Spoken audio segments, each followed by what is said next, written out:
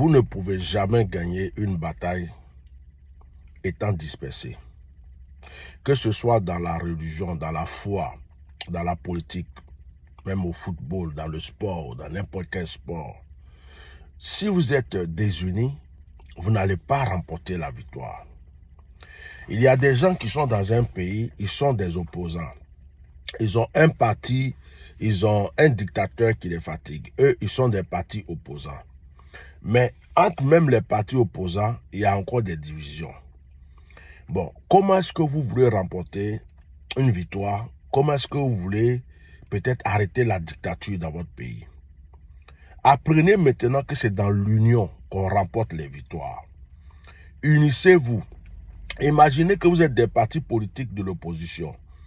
Unissez-vous, vous chassez le dictateur.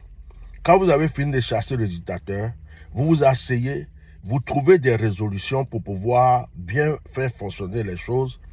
Chacun a sa part de gain, chacun a sa part de choses, vous avancez. C'est pareil dans l'église. Nous voulons une église forte, nous voulons un christianisme fort, nous voulons le réveil spirituel. Mais nous sommes divisés. Les pasteurs sont divisés les uns contre les autres. Les prophètes sont divisés les uns contre les autres. Église évangélique est divisée entre lui. Église baptiste est divisée entre lui. On est divisé contre nos frères catholiques. On parle tous de Christ, mais on est divisé. Comment est-ce que Satan ne va pas remporter des victoires sur nous? Il est temps de s'unir. Moi, je n'ai rien contre le catholique, je n'ai rien contre le protestant, je n'ai rien contre l'évangélique. Tous ceux qui croient en Dieu sont mes frères et tout être humain d'ailleurs est mon frère. Si nous voulons une victoire, il va falloir que nous nous unissons. Arrêtez de juger les gens. Arrêtez de voir leur tenue, leurs vêtements, les bagues qu'ils portent, la manière dont ils prient, pourquoi ils chantent, pourquoi ils crient. Laissez Dieu juger les gens et nous là, unissons-nous pour la bonne cause.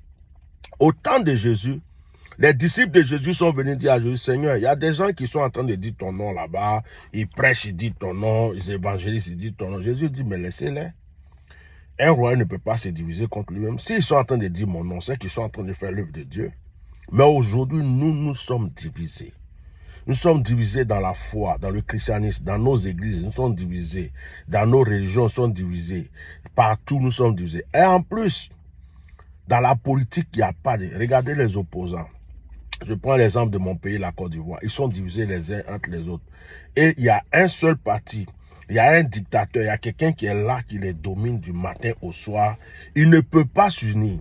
Le PDC, il ne peut pas s'unir avec le PPAC, avec le GPS, avec les autres partis.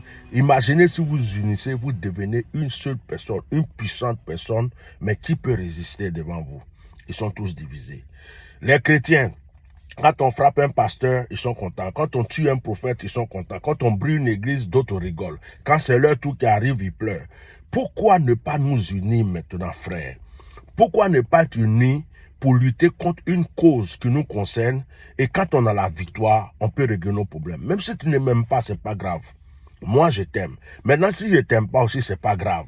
Mais à partir du moment où on a une seule cause, on lutte pour la même cause, unissons-nous pour remporter notre victoire.